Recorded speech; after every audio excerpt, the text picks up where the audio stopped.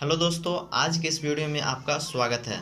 मैं इस वीडियो में बात करने वाला हूं बहुत ही इम्पोर्टेंट चीज़। अगर आप भी फ़ोन का यूज़ करते हैं तो आपको ये बातों का ध्यान बहुत ही ज़रूरी है रखना। अगर ये बातों का अगर ध्यान नहीं रखते हैं, मैं आपको पाँच पॉइंट बताने वाला हूं जो कि आपको हमेशा ध्यान रखना होगा। और जो अगर कुछ भी सर्च करते हैं तो इन बातों को ज़रूर ध्यान रखकर ही सर्च करें, नहीं तो आपको धोखेबाज यानी धोखेधड़ी का शिकार हो सकते हैं और आप भी फ्रॉड के चक्कर में पड़ सकते हैं। तो वीडियो को प्लीज़ पूरा देखिएगा, और वीडियो अगर आपको अच्छा लगे तो वीडियो को लाइक कीजिएगा और चैनल को प्लीज़ सब्सक्राइब जरूर कर लीजिएगा। तो चलिए मैं वीडियो को स्टार्ट करता हूँ और सबसे पहला जो पॉइंट है उसको मैं बताता हूँ। तो दोस्तों, जो सबसे पहला पॉइंट है वो है कि ऑनलाइन बैंकिंग। ठीक है, ऑनलाइन बैंक का सर्च करना। ऑनलाइन आप जाते हैं गूगल पे और सर्च करते हैं कि इस बैंक है, जैसे कि कोई भी बैंक से रिलेटेड, जैसे कि आप SBI कोई भी बैंक ले लेते हैं, उसमें से SBI आ गया तो आप जाते हैं और वहाँ पे सर्च करते होंगे कि SBI बैंक, और उसके बाद उस पर जो आता होगा या उस पर आपको पैसा निकालना या कुछ भी अगर उससे रिलेटेड कोई भी इन्फॉर्मेशन चाहिए तो आप जाते हैं और लिखते हो सकते हैं आप लिखते हो तो SBI से रिलेटेड अगर आपको इन्फॉर्मेशन चाहिए तो SBI करके कुछ लिखते होंगे और उससे रिलेटेड कुछ इन्फॉर्मेशन वहाँ पे आता होगा और आप वो इन्फॉर्मेशन को देखते होंगे, उसको पढ़ते होंगे। हो सकता है कोई नंबर वहाँ पे दिए हो और उस पर आप कॉल करके यहाँ पे जानकारी ले सकते हैं SBI का। इस तरह से अगर कोई नंबर दिया रहता है तो जाकर डायरेक्ट गूगल पे सर्च नहीं करें, नहीं तो आप भी ऑनलाइन धोखाधड़ी जो होता है, जैसे पैसा का फ्रॉड, पैसा निकालना, कुछ भी इस तरह के मामले में आप भी फंस सकते हैं और पैसा आपके अकाउंट से भी पैसा कट सकता है। तो इसलिए इन बातों को ध्यान रखें। तो चलिए मैं दूसरा पॉइंट पे चलता हूँ, और दूसरा पॉइंट क्या है तो देखते हैं। तो मैं दूसरा पॉइंट में देखता हूँ दवा का सर्च करना, ऑनलाइन दवा। जैसे कि आप जाते हैं और गूगल पे सर्च करते होंगे, अगर कोई आपको लगता होगा कि कोई बीमारी का लक्षण आपको लगता होगा, महसूस होता होगा कि मुझे ऐसा ऐसा हो रहा है, तो आप जाते हैं और वहाँ पे गूगल पे सर्च करते हैं कि ऐसा महसूस होता है और ये कौन सी बीमारी है। आपको वो बीमारी मालूम चल जाएगा। बीमारी को मालूम चलने के बाद आप उसको जाकर सर्च करते होंगे कि इन बीमारी का दवा क्या क्या है। तो आप डॉक्टर से सलाह ले लें पहले।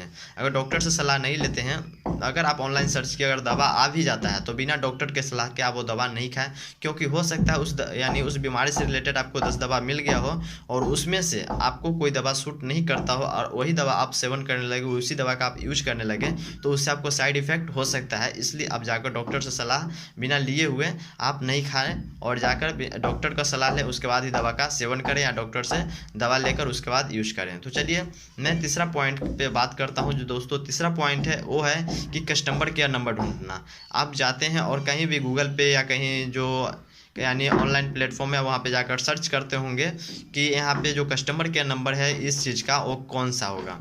जैसे कि आप जाते हैं कहीं पे, जैसे फ़ोन पे, गूगल पे या कुछ भी, या बैंक से रिलेटेड आप जाते होंगे और गूगल पे लिखते होंगे कि इसका कस्टमर केयर नंबर क्या है। तो दोस्तों आपको मिल जाता होगा, कुछ नंबर मिलता होगा और उस पर आप कॉल करते होंगे और उस पर कोई इन्फॉर्मेशन मांगा जाए और आप दे भी देंगे तो उससे आपको धोखाधड़ी का शिकार हो सकते हैं, आप भी फ्रॉड के शिकार में पड़ सकते हैं। तो इसलिए ऑनलाइन आप कोई भी कस्टमर केयर नंबर नहीं ढूंढे। और हो सकता है जिस कस्टमर केयर नंबर आपको चाहिए उसके लिए अगर बैंक से रिलेटेड अगर चाहिए तो अगर कोई आपके जान पहचान में अगर कोई बैंक में यानी उस बैंक में अगर अकाउंट खुलवाया हुआ है तो उस अकाउंट पे आपको यानी जो नंबर होता है वो मिल सकता है।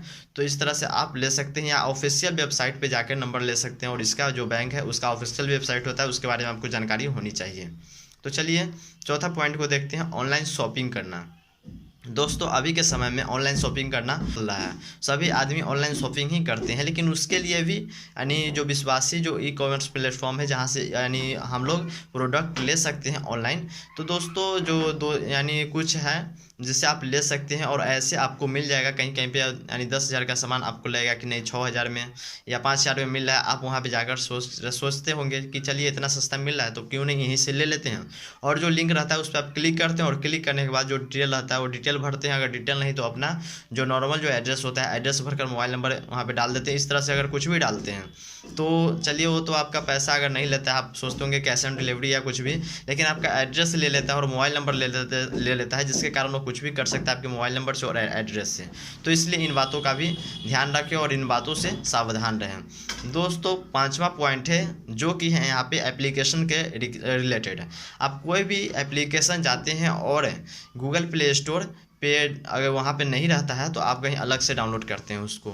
ये बात बहुत ज़रूरी है अगर आप एंड्रॉयड फ़ोन यूज़ करते हैं तो, क्योंकि अगर आपके पास एंड्रॉयड फ़ोन है तो गूगल प्ले स्टोर का यूज़ करें, अगर एप्पल है तो आपको जो ऐप स्टोर होता है उसका यूज कर सकते हैं, ठीक है। लेकिन अगर आपके पास एंड्रॉयड फ़ोन है तो जाकर प्ले स्टोर पर जो ऐप है उसी का यूज़ करें, उस और उसके बाहर जैसे कि कहीं से अगर आपको लिंक आता है और उस पर आपको क्लिक करके अगर डाउनलोड करना है कोई भी ऐप, तो उसको जल्दी से यूज नहीं करें। क्योंकि अगर कोई आपके जान पहचान में अगर कोई बोलता है अपलोड कर यानी उसको डाउनलोड करने के लिए, तो अगर वो कहता है अगर विश्वास है तो कीजिए, नहीं तो ऐसे कोई ज़रूरी नहीं है कि आप वो करें।